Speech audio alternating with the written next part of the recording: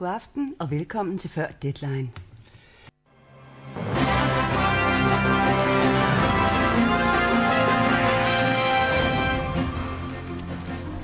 God aften, velkommen til Før Deadline.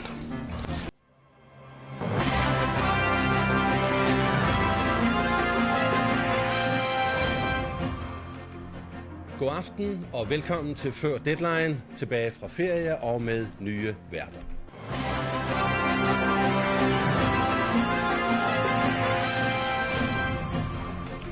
Velkommen til. Kan det være rigtigt, at Det Konservative Folkeparti er ved at isolere sig i forsvarssagen?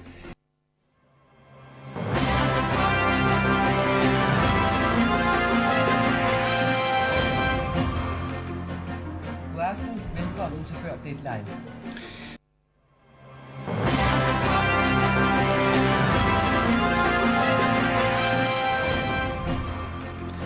Så er det igen tid til Før Deadline. Velkommen.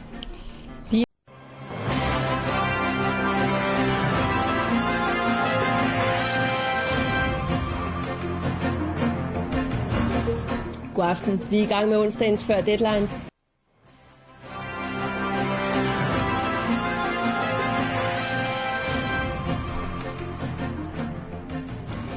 God aften og velkommen til ugens sidste Før Deadline.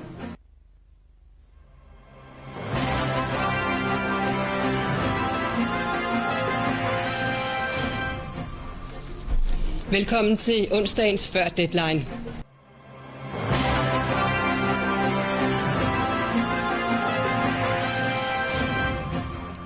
God aften og velkommen til Før Deadline, og velkommen til ny kollega Bjarne Mølhøj. Tak skal du have.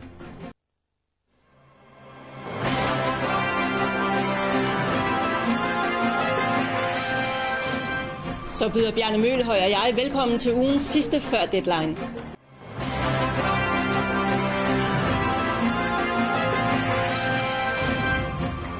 God aften. I onsdagens Før Deadline har vi som sædvanligt 3 temaer på programmet.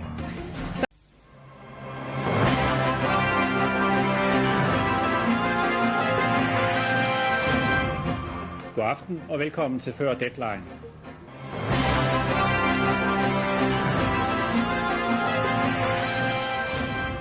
God aften og velkommen til fredagens Før Deadline.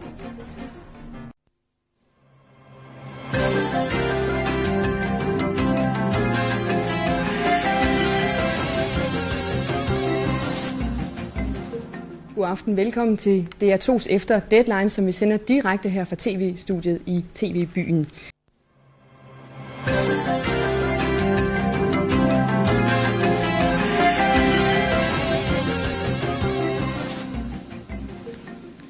God aften og velkommen til Efter Deadline.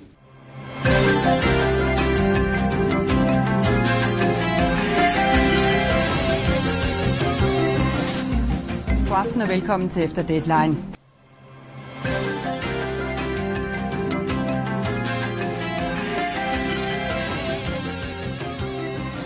God aften og velkommen til Efter Deadline.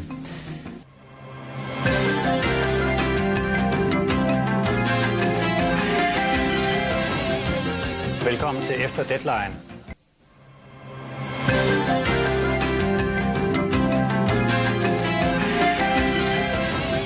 God aften og velkommen til den første sommerudgave af Deadline.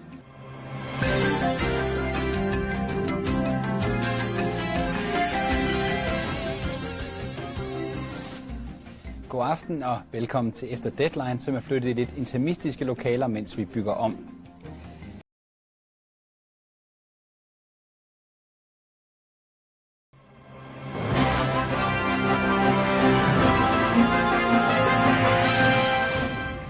God aften.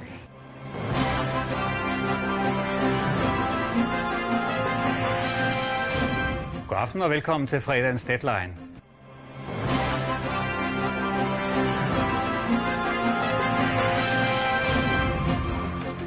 God aften og velkommen til Deadline.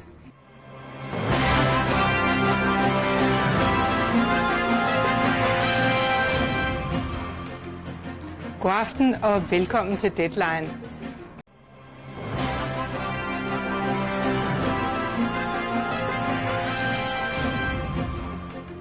God aften og velkommen.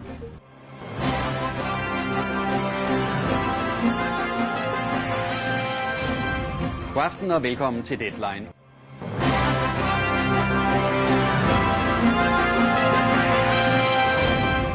Regeringen vil for første gang bruge tvang.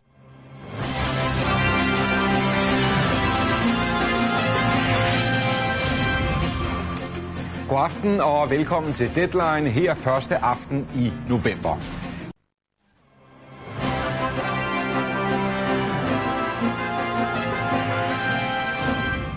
God aften og velkommen til Deadline.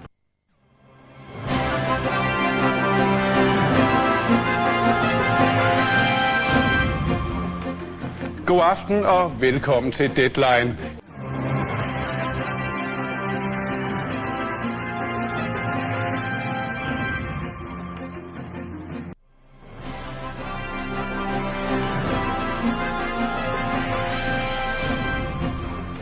God aften og velkommen til Deadline.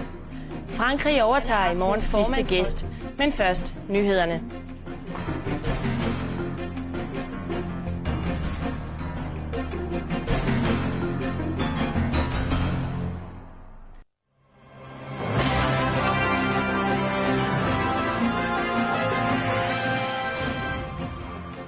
Velkommen til. Der var meget Palle Mikkelborg sidst i udsendelsen.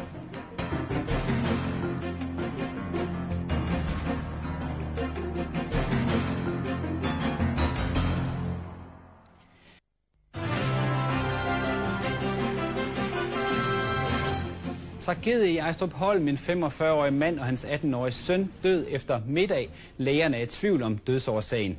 Og dermed velkommen til premieren på DR2's nye nyhedsprogram Deadline 17.00.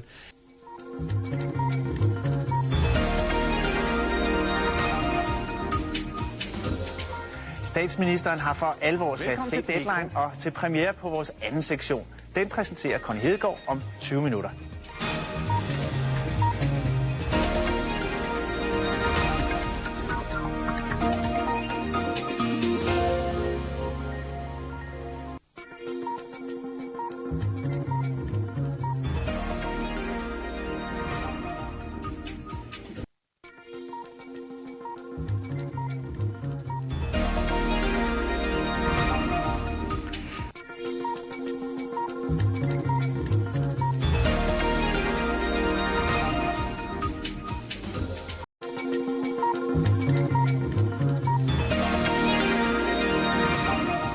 Så har Europas sidste diktator igen fusket sig til en valgsejr. Ja, det siger I. Velkommen.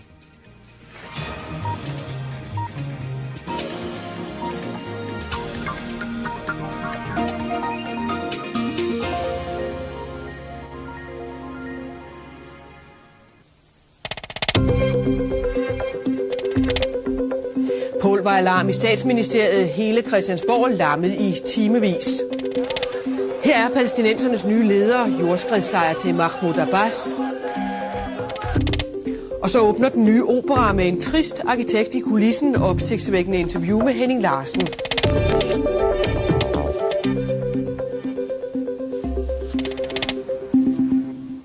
Goddag, her er Deadline 17 med...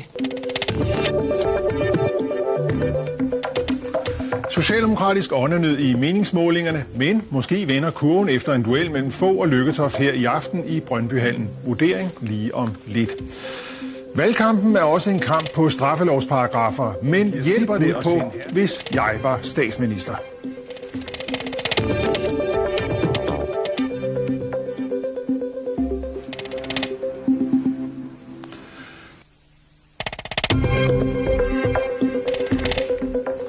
Det kan da godt være, at Anders Fogh Rasmussen har mere humoristisk sans, end mange beskylder ham for. Så det kan da godt være. Velkommen til Deadline.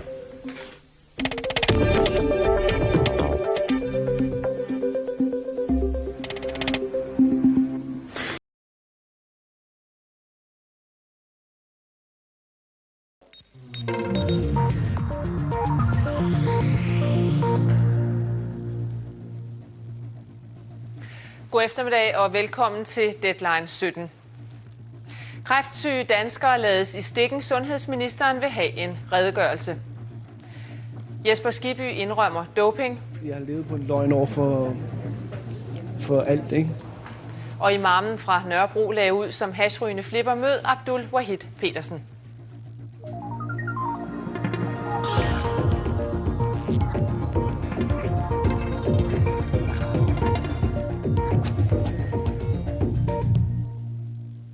Velkommen til mandagens Deadline 17 nyheder, debat og vejr.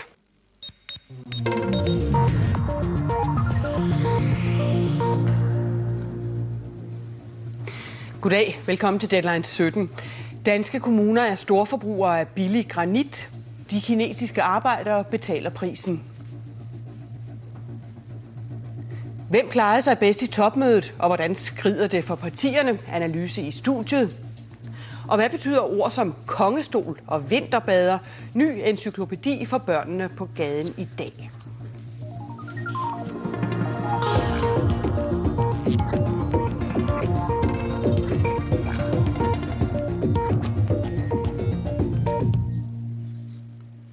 Vi skal også have et par stikord til vejret, Søren.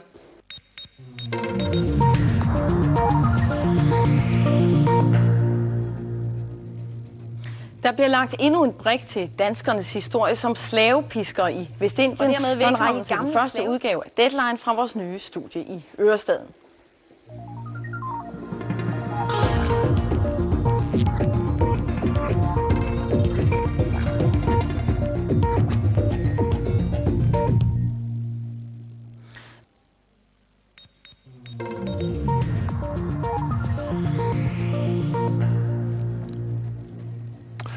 At begå sig på en dansk arbejdsplads er håbløst, hvis man mere sidst i denne Deadline.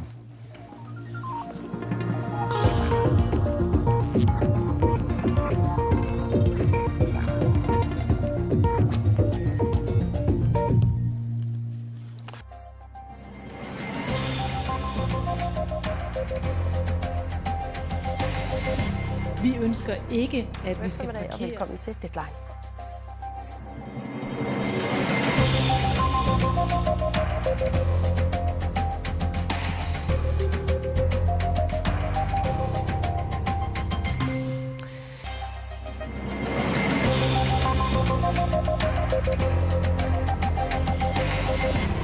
Det handler om symbolpolitik. Det handler om at vise, at man gerne vil systemet.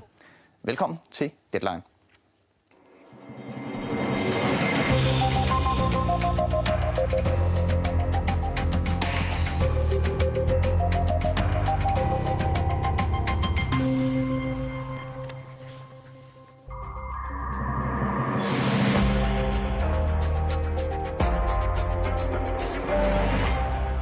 Problemerne er store, og de er gået væk, og de går ikke væk af sig selv. Dansk økonomi er igen i tilbagegang, og økonomerne advarer, det bliver en langvarig nedtur. God eftermiddag, og velkommen til dagens første Deadline.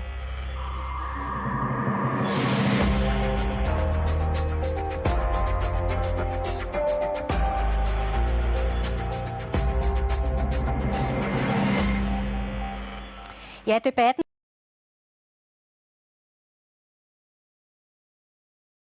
Om en halv time giver vi dig dagens sidste nyhedsopdatering. Det er lige efter Deadline i aften med Martin Krasnik.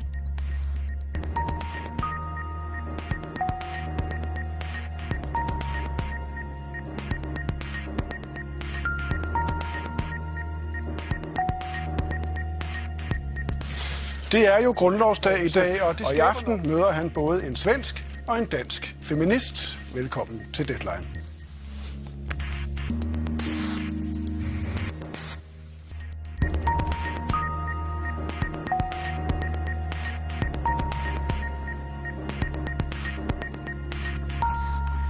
Rusland bombede i dag forskellige oprørsgrupper. Uviseligheden i regeringsbeslutning. Velkommen til Deadline.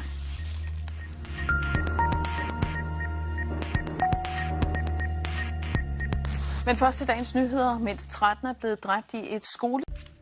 Ja, der er denne her udgave af Deadline. Velkommen. Les jeunes sont déchus.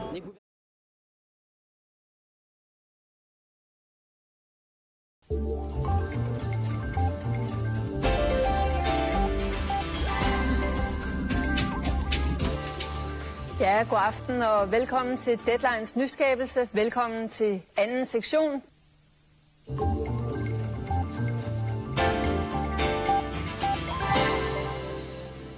Velkommen til Deadline anden sektion, hvor emnet denne gang er personlig branding.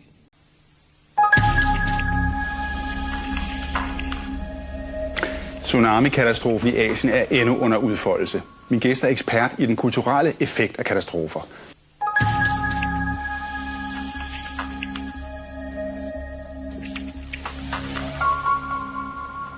Velkommen til Deadline anden sektion, som denne gang stiller skarp på den værdipolitik, som fylder så lidt i valgkampen.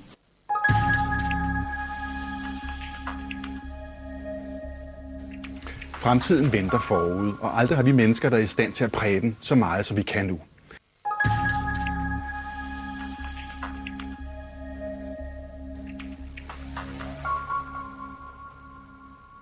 Danske mænd dør i gennemsnit 5 år før danske kvinder.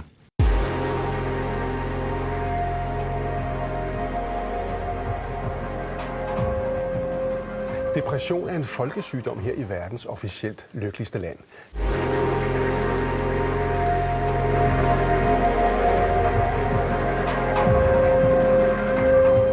Er det forkert at tale så meget om religion og kulturforskelle, som vi har gjort det i de senere år? Skaber det simpelthen krige og konflikter, når vi for eksempel stiller vores kristne civilisation op over for deres islamiske? Det hævder FN i en ny rapport. Velkommen til debat i Deadline anden sektion. Men først et kort indslag.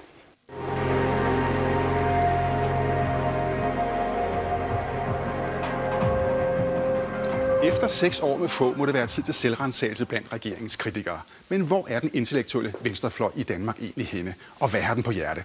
Velkommen til Deadline anden sektion.